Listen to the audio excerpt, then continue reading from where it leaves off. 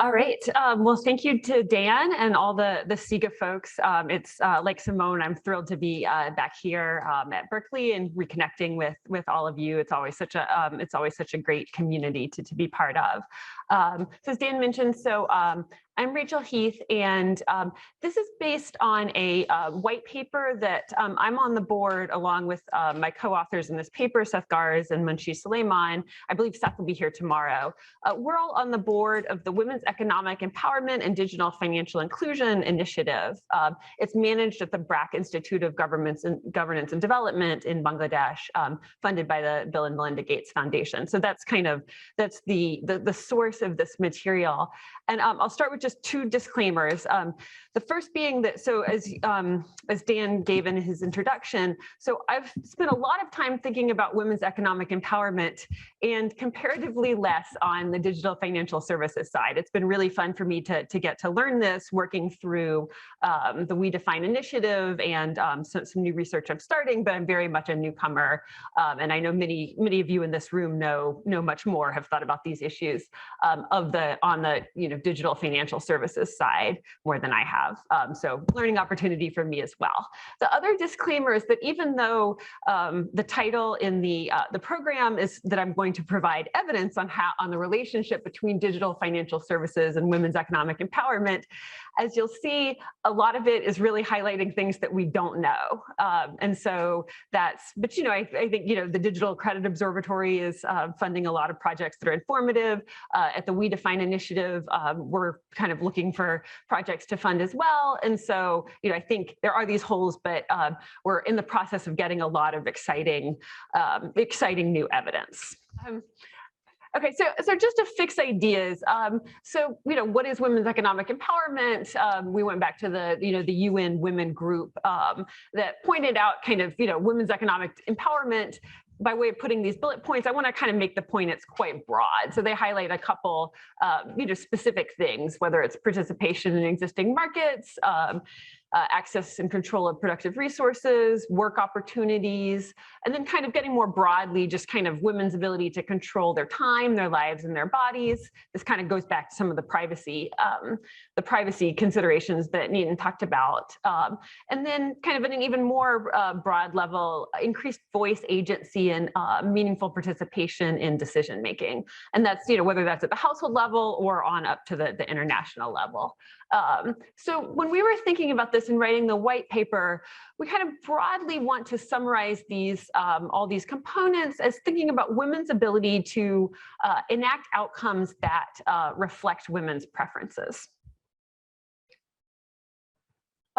Okay, so if we want to think about how might we increase women's economic empowerment, which is often a policy goal in and of itself.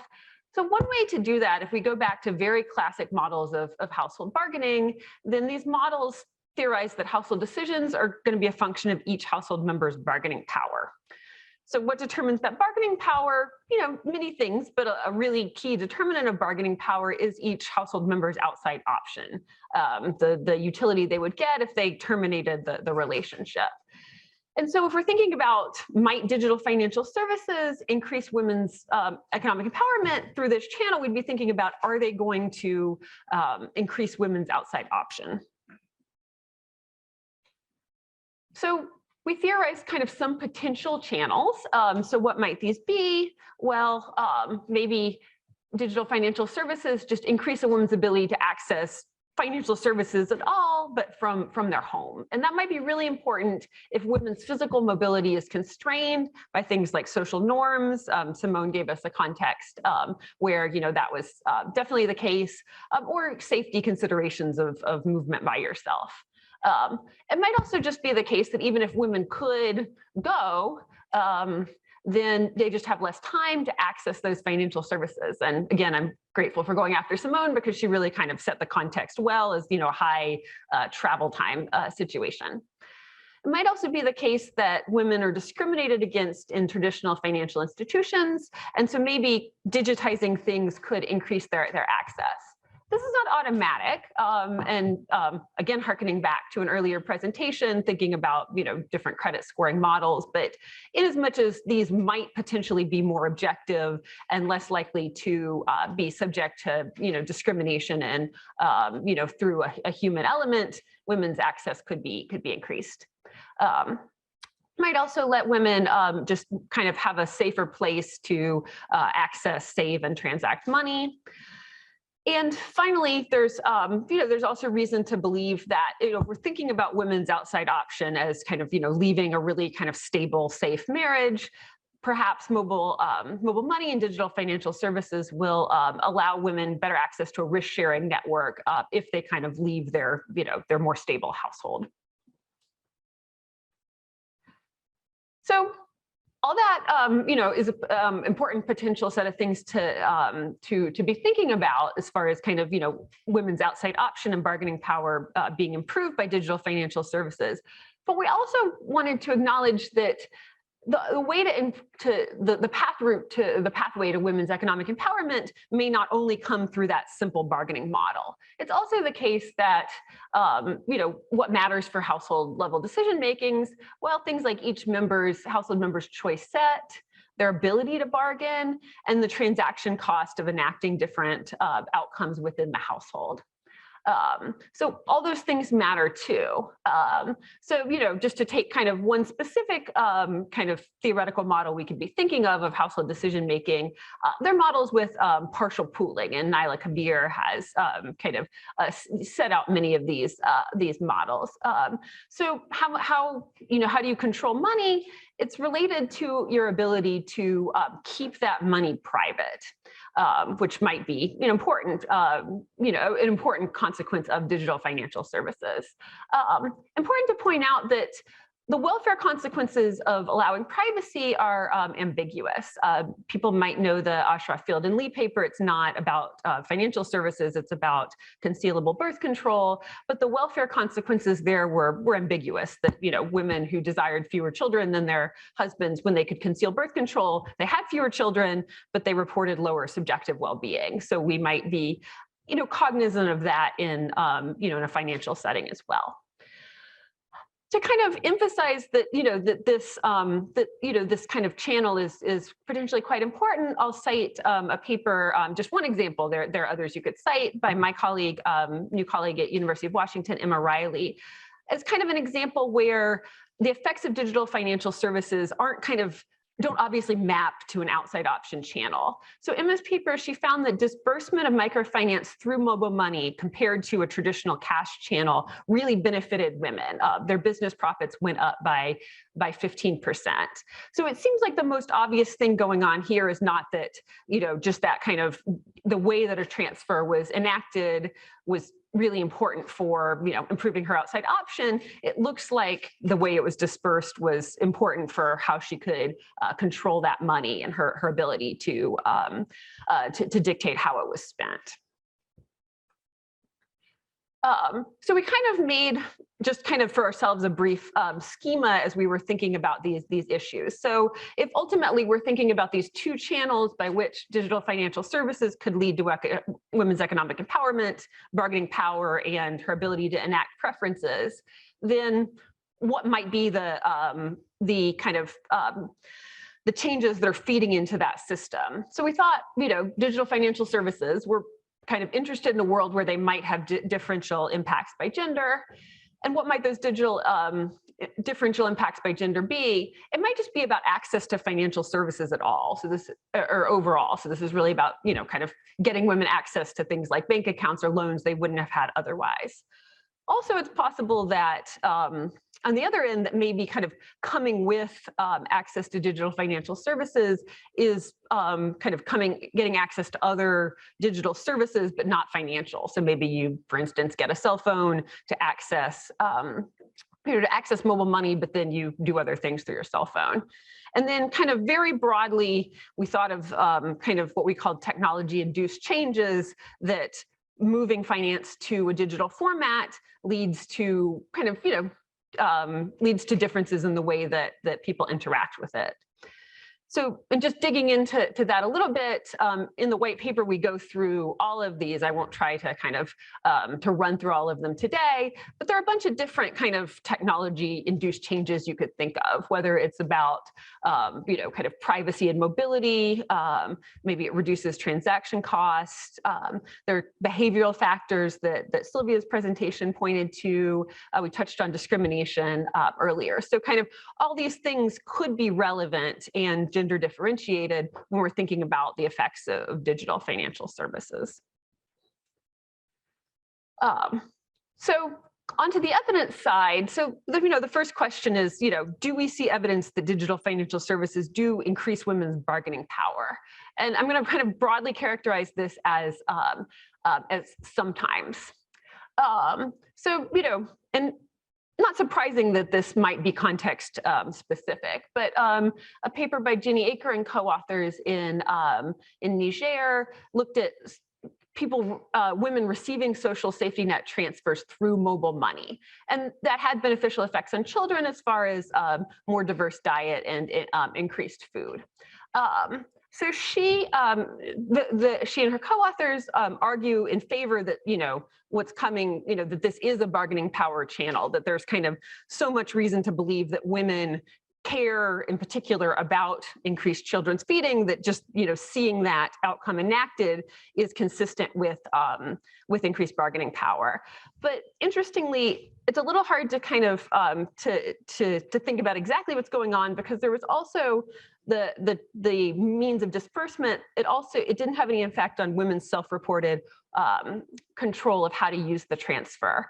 And I meant to say, I've peppered in a few of my papers in the non-digital financial services realm that kind of speak to these issues. That's it's something that makes sense with some work that I've done that argues that self-reported control of household decision-making doesn't always correspond to bargaining power if we're kind of fundamentally thinking about what matters is kind of the woman's ability to enact outcomes that represent her preferences. In a paper from Tanzania, digitization of microfinance did lead to an increase in women's participation in household decision-making. And then I've cited here Simone's paper, which is an important thing to point out, that, digital financial services doesn't always lead to improvements in women's bargaining power. In that case, men had better access to the ATM cards that she was studying, and so women actually had less control over their savings. So by no means is this kind of an automatic utility benefit for women. So kind of our set of results are on the kind of the labor supply and occupational mobility side of things. So Tabnit Suri and Billy Jack's paper found that looking at the M-Pesa expansion in Kenya led women, women in particular, they found differentially effects on women. It led them to switch their jobs from farming to business and sales. The paper by Lee et al. In Bangladesh, if they got access to digital financial services, a key channel there was remittances. And so women there were working longer hours.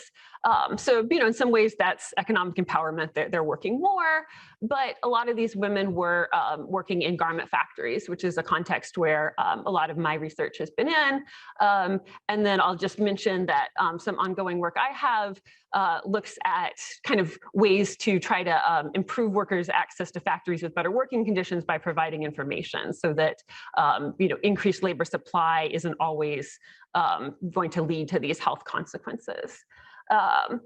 I'll just kind of briefly nod that both work that Simone and I have done in kind of, again, not a digital context, but has kind of really highlighted a potential channel that giving women control over income or increasing their bargaining power in order to get potentially that control leads to higher labor supply. So that's kind of, that looks like a potential channel for these results, is that you work, you're more likely to work, you work harder if you can control the income you bring in.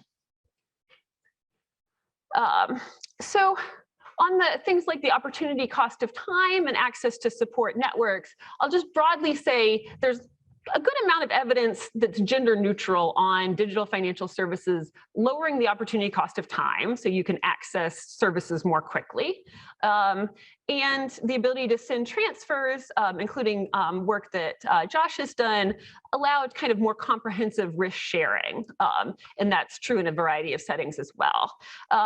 But when we were doing this review paper, it was generally unknown whether these results vary by gender, which matters a lot for if we're thinking about could women benefit, or might they, like in Simone's paper in Kenya, might they inadvertently be harmed by digital finance.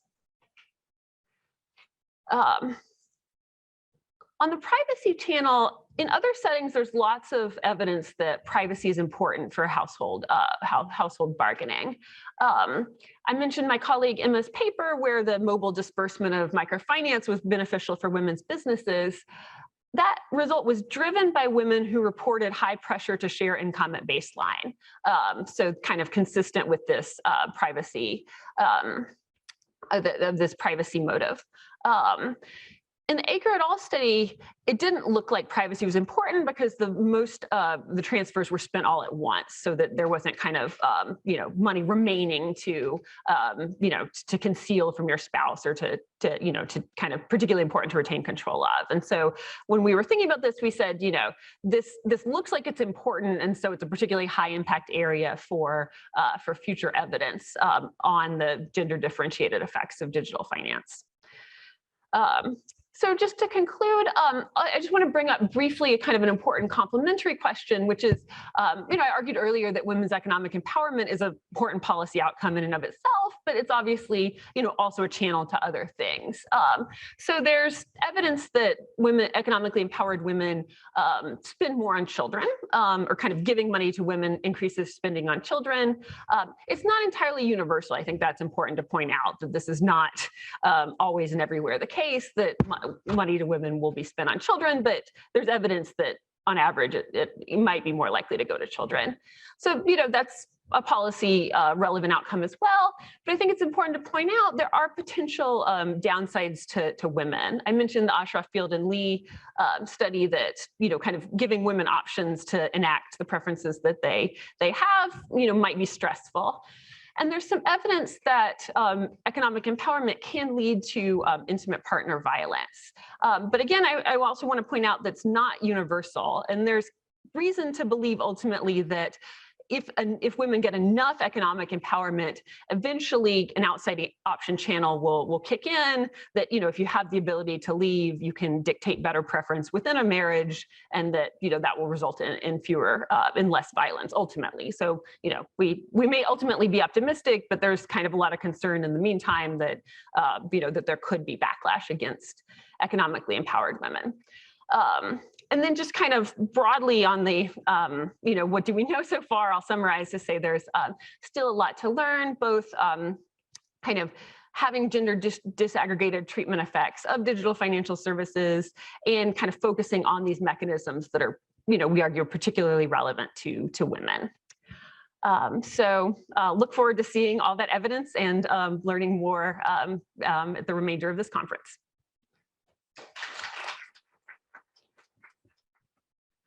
I'm wondering, I guess this would probably be the opportunity cost channel, but you see a lot of these like micro task platforms increasingly being used, and sort of, I don't know if there's any research about, but like at least like media narratives about how, rural Indian women can now like do these micro tasks on their phones and receive payments. I wonder if is there been much work on that, or has it come up, or is that sort of just in the like popular eye at this point? So like, would be like MTurk, like they're like MTurk, or there are a lot of similar platforms where it's like small tasks where you receive small payments for working for like an hour. Got it. And got it. The people pushing these apps and pushing the like corporate social responsibility angle are like, oh, here are these rural women that would otherwise not have anything to do, but I don't know if it's substantiated in any way. And when you first said microtask, I thought it was like my ability to make like a to-do list with my spouse, I mean, which might lead to economic empowerment. So yeah, no, but now I understand. Yeah, no, I didn't come across any. I think it's a great question. I'll again cite some of my research that's not in the digital realm. I looked at kind of fertility and women's labor outcomes in Ghana, and women after having children, on net, their labor supply didn't change. There was a combination of more women leaving the labor force on the extensive margin, but the ones who stayed actually were working more, but they tended to switch to self-employment. So it's not, no kind of specific, way to pinpoint it to a microtask or something like that. But certainly in other settings, it looks like there's a demand for flexible work. And so, yeah, no, that would be interesting to see. Thank you. And we just got another question in the chat. So from Genevieve Smith, what do you see as some of the promises or concerns when it comes to the rapid growth of digital credit scoring tools and women's economic empowerment? Is this an area of research that you or we define are exploring? Yeah, I mean, so yeah, certainly some kind of not me personally in my own research, but yeah, that was kind of another gap of kind of digital credit scoring. Something else that there wasn't a lot of research on that that could likely have gender differentiated effects. So yeah, we're kind of definitely kind of looking for those projects from We Define, but yeah, I'd hope to get evidence soon, because I agree that that's of all the kind of different impacts of digital financial services, that's kind of a particularly likely to have a gender angle to it. I don't see any more questions in the chat here. And so does anyone else in the room have any? Otherwise, we can wrap up. I have just like 30 seconds of things to say for tomorrow, but otherwise, thank you to Rachel. Yeah, no, thanks everybody.